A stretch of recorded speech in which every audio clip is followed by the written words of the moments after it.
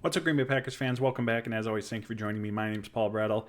Today's video, we're going to discuss three members of this Green Bay Packers team: Jordan Love, Brenton Cox, and Dontayvion Wicks. But before we dive in, as always, hit like on the video, hit subscribe on the YouTube channel. I do greatly appreciate it. You can follow me on Twitter at Paul_Brettel. You can find all my work over at ESPNlacrosse.com. And as I always say, for my Wisconsin sports fans out there, Packers, Brewers, Bucks, Badgers, Radio Talk, download the 105.5 ESPN Lacrosse app for all your Wisconsin sports radio needs. You can find me on Sports Lead multiple times per week, Monday through Friday, 3 to 6. Like I said, I got three specific players I wanted to talk about. We'll start with Jordan Love and specifically his performance on Sunday against the Chicago Bears. I think overall, and again, if you were like me and you're watching this game unfold live, felt clunky, right? Felt just a little bit disjointed on the offensive side of the ball. But you take a step back, you rewatch the game, you look at the numbers, and I felt like it was a much more crisp performance, again, taking that step back from Jordan Love and the offense as a whole. And Josh Jacobs was there to provide the stability, both in the run game. He was a factor in the passing game, which we'll talk about here in a second. Christian Watson provided the big play spark for this Packers team on numerous occasions.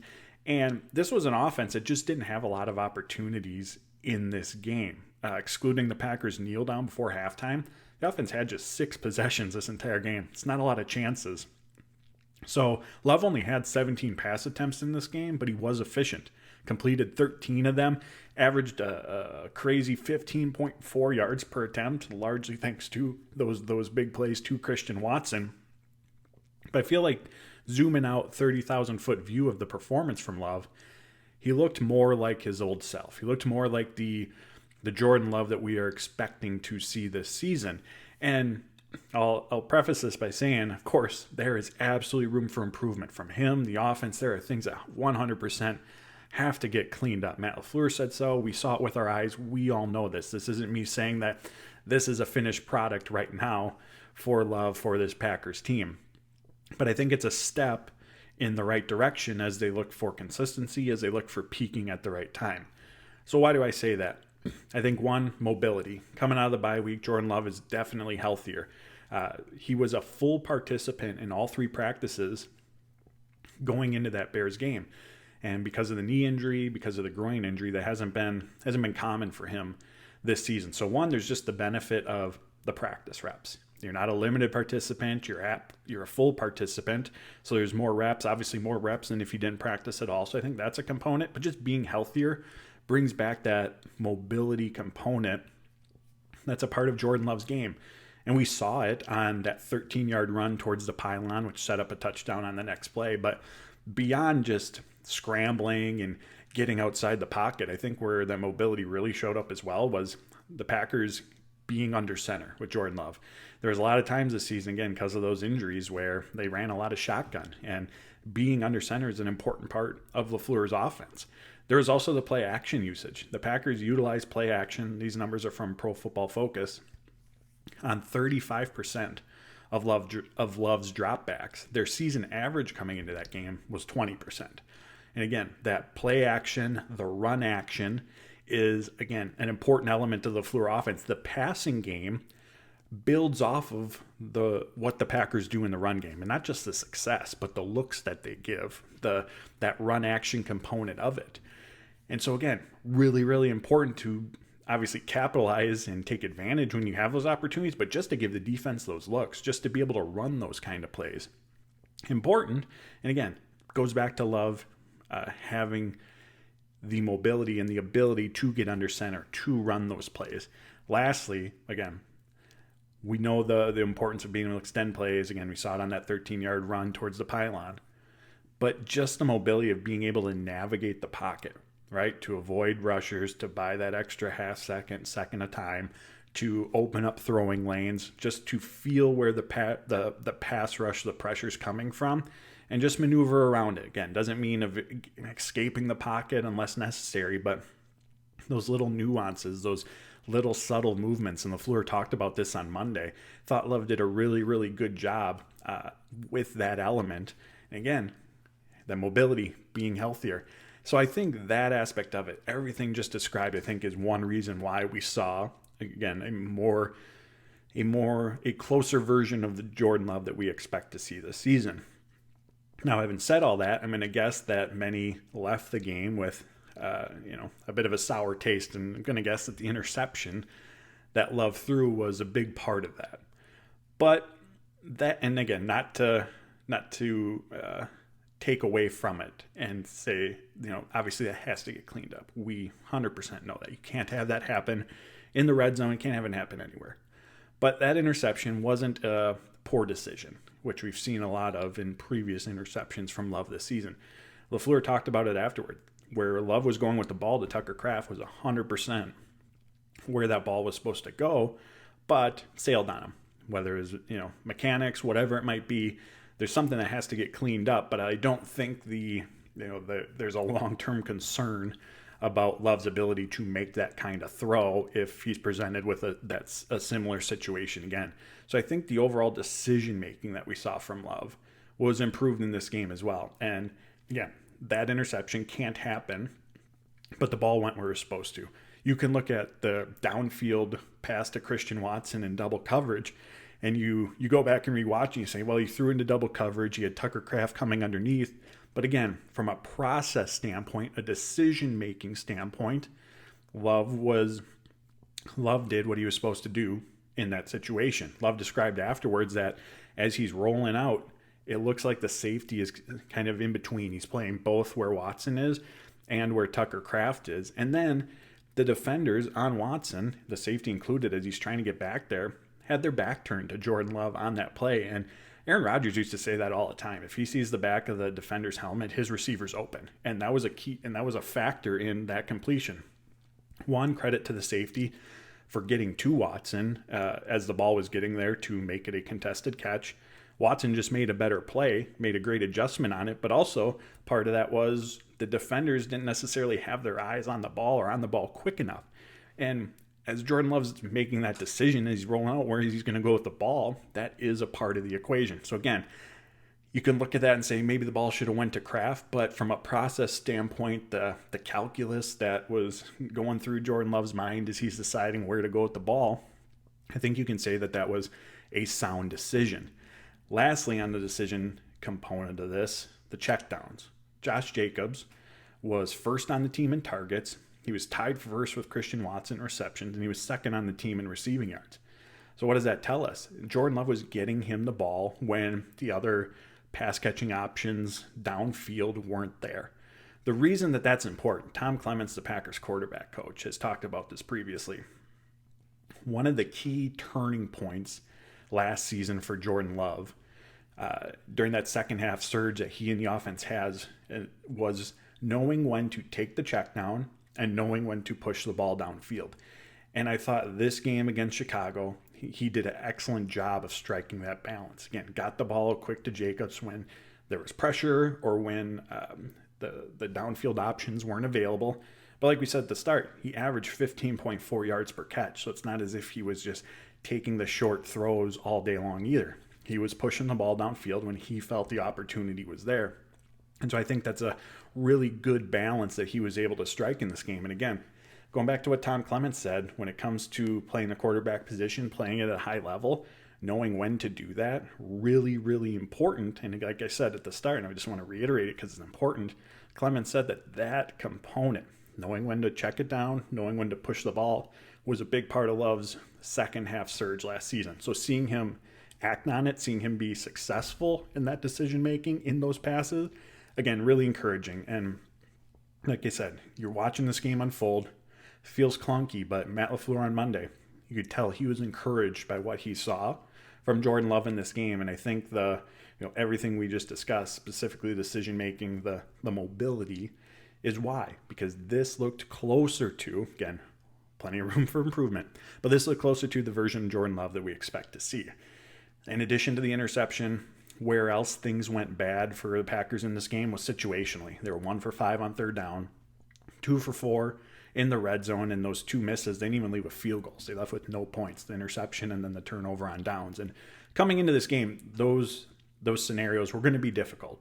Packers have struggled on third downs in the red zone this season. The Bears defense, credit to them, they've been one of the best in the red zone and on third downs this season defensively. So that was always going to be a difficult matchup for Green Bay coming into this game, and we've talked about it on here before. I think a lot of it just starts with being better on first down. Regardless of, I shouldn't say regardless, but in many instances, even for the best offenses, if you are consistently facing 2nd and 8, 3rd and 10 situations, it's going to be tough to move the ball consistently in those get back on track because the defense has the advantage, right? They know you're going to pass the ball. You're trying to make up for the lost yardage on first down. So the pass rush is pinning its ears back. From a coverage standpoint, there's only so many routes you can run to try to move the chains in a 3rd and 10 situation. So the secondary has the advantage compared to the offense as well. So a lot of factors involved with this, but I think in terms of how do the Packers get better in those situations, I think the big thing is avoid them more often, which again, not completely avoidable. We know that, but I think the Packers are putting themselves in those situations too often, whether it's a drop pass, off target throw, a penalty, picking up a yard or two in the run game, and they're struggling in those get back on track situations. Certainly something that has to improve, but I think if we look at, all right, how do the Packers get better on third down? Well, they got to be more consistent on first down. So those are my thoughts on Jordan Love. Like I said, Matt LaFleur said so. I think once we kind of take a step back, look at everything, I think you can say that, yes, this was an encouraging performance from him, even though, again, as the games unfold, it may not have looked like it.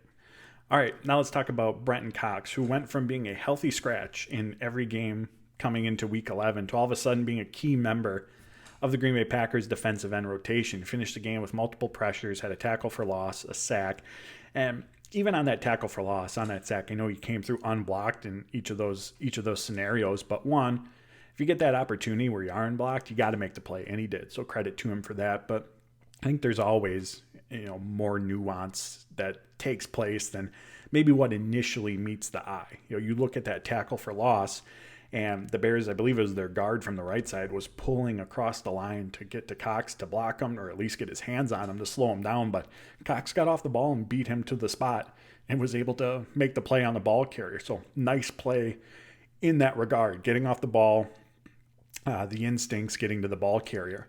And then you look at the sack. Again, he went untouched on his way to Caleb Williams. But if you're the Bears, you run to Brenton Cox's side, a series or two earlier in the game.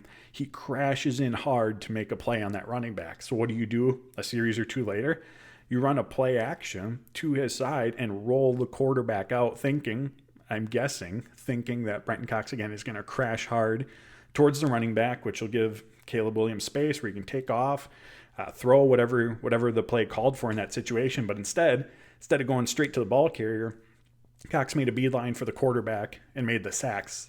So really difficult to plan for that if you're the Bears. You probably think, hey, we're going to catch this young player off guard here. But whether it was instincts, whether it was something Cox saw, went towards the quarterback this time and made the sack. So again, I know he was untouched in each of those situations, but I think there's always more nuance to what actually takes place in a specific play that makes it effective. And from the outside looking in, again, we knew Cox was going to take on a larger role, obviously, with Preston Smith being traded, but what did that look like, right? Like, he was inactive, so a larger role could be 5-10 snaps, but he ended up playing 22 in this game, and from the sounds of it, while we maybe didn't necessarily know what to expect, the Packers internally were really excited. I remember last Thursday, leading into the Bears game, and Jeff Hafley, you could tell, he goes, I am really, really excited for Brenton Cox, and we know the momentum that he established and built up over training camp. Well, he's been carrying that into the regular season on the practice field. We just haven't seen that. But Jeff Hafley said, after every practice, he goes back and rewatches the tape. And Brenton Cox was one of those players that just kept flashing, that just kept standing out.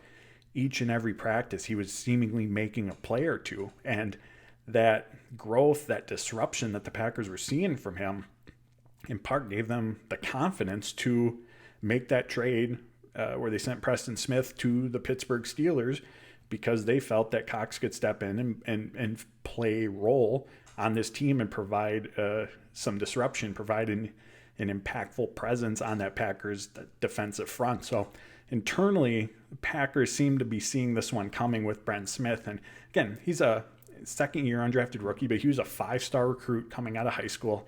He was productive in the SEC conference during his college career, but like any young player coming into the NFL, there's a learning curve, both on the field, right? Especially for the defensive end position.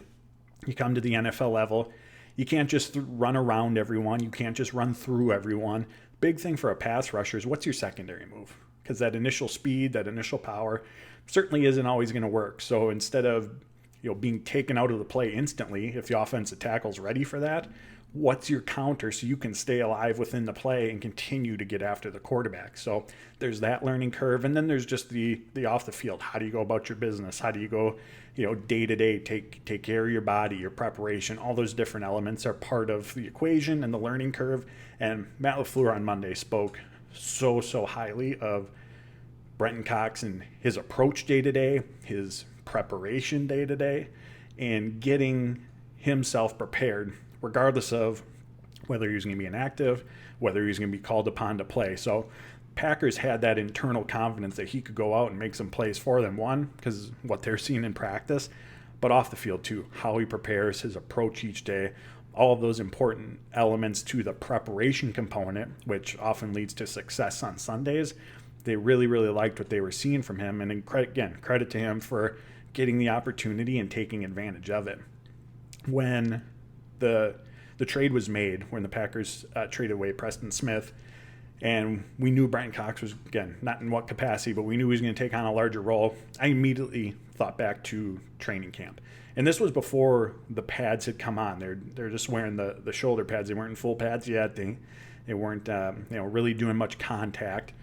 But there was a couple reps early on that just stuck out where he was against, I can't remember if it was Caleb Jones or Kadeem Telford, but off the snap, one, just the burst to get off the ball from Brenton Cox, and the violent hands. I mean, the pop that he hit the offensive tackle with that drove him back. Again, that was either Telford or Caleb Jones, drove them back a step or two into the backfield. And then from there, again, you got the offensive tackle off balance. That's going to be a relatively speaking easy win for most defensive ends. But just the violence with the hands, the power, the pop on that chest to create that separation, to get him off balance, and then to win inside. Oh, it was so impressive from him.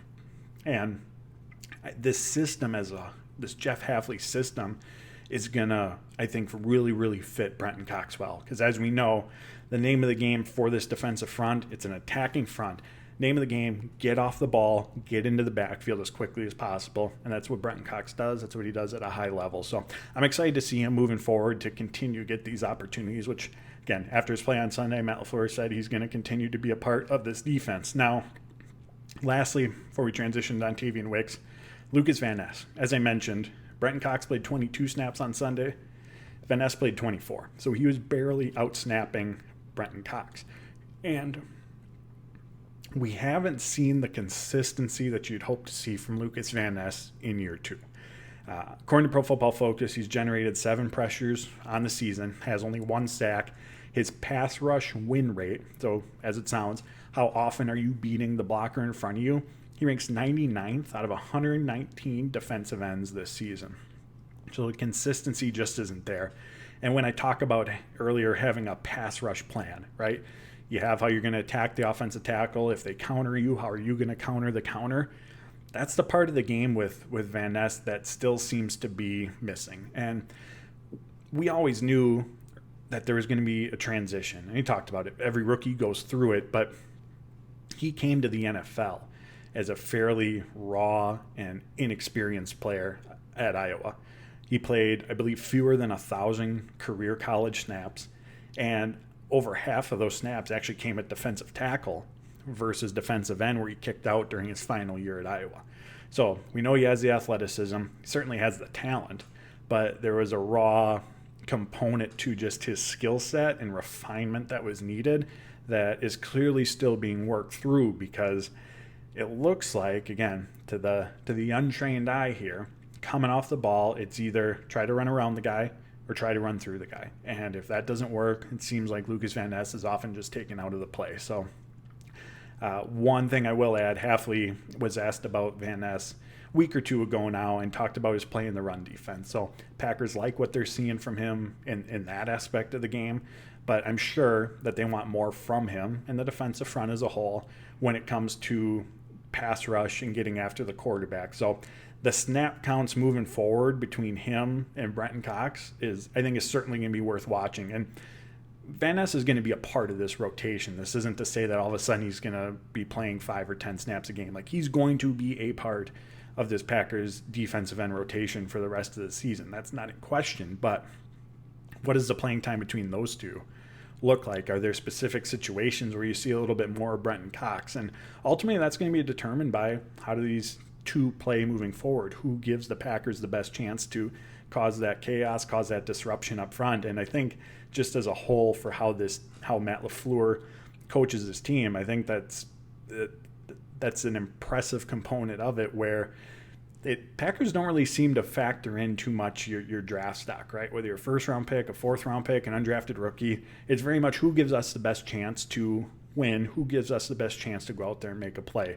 And so that Matt LaFleur's philosophy around that, I think, is also going to give Brenton Cox an opportunity to potentially outsnap Lucas Van Ness in the coming weeks. But again, we'll see how that all unfolds. There's still practices, games, all of that has to go into determining that. But all in all, impressive debut for Brenton Cox this season. All right, lastly, let's talk about Dontayvion Wicks, who's had an up-and-down season up to this point, to say the least. Obviously, drops have been a major issue for him. He's got 6 drops on the season, according to Pro Football Focus, which is tied for the second most in football among receivers. His drop rate of 27.3% is the highest in football by 4 percentage points.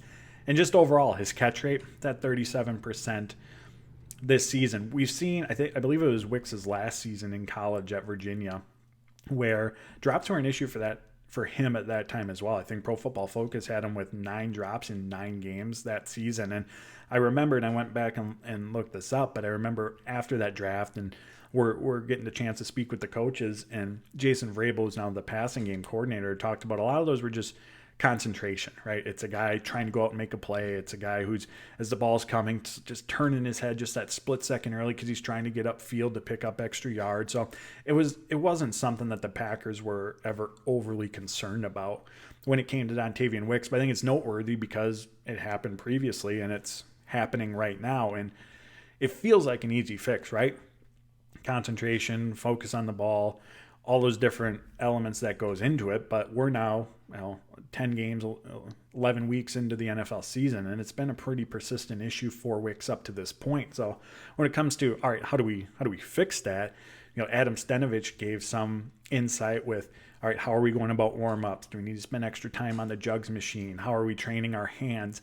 Are we hand catching versus letting it come into our body? So as always, there's a million different nuances, factors that goes into it, but those are some of the, peek behind the curtains into things that could be contributing to Dontayvion Wicks' drops, besides just, maybe he's turning his head upfield too soon or anything like that. But not all drops are the same either, right? Like, some of these drops that Wicks have had is, throws from Jordan Love that haven't been where they should be.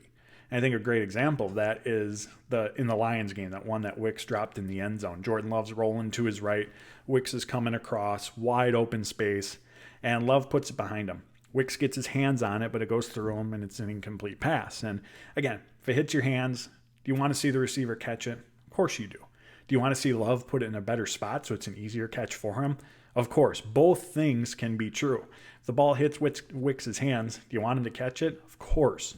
Can the ball be placed better at times? Absolutely, to make it easier on him. So both things can be true. It's not one or the other.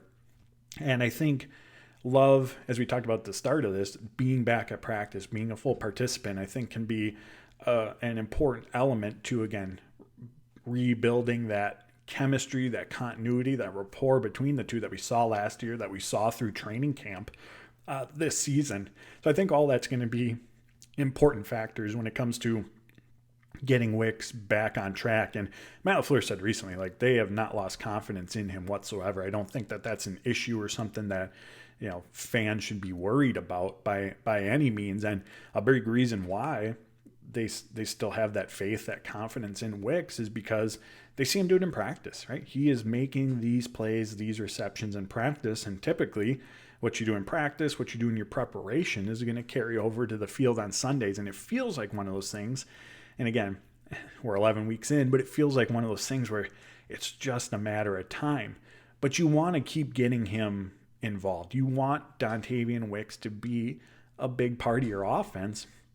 And it's because he is so good at creating separation, at getting open.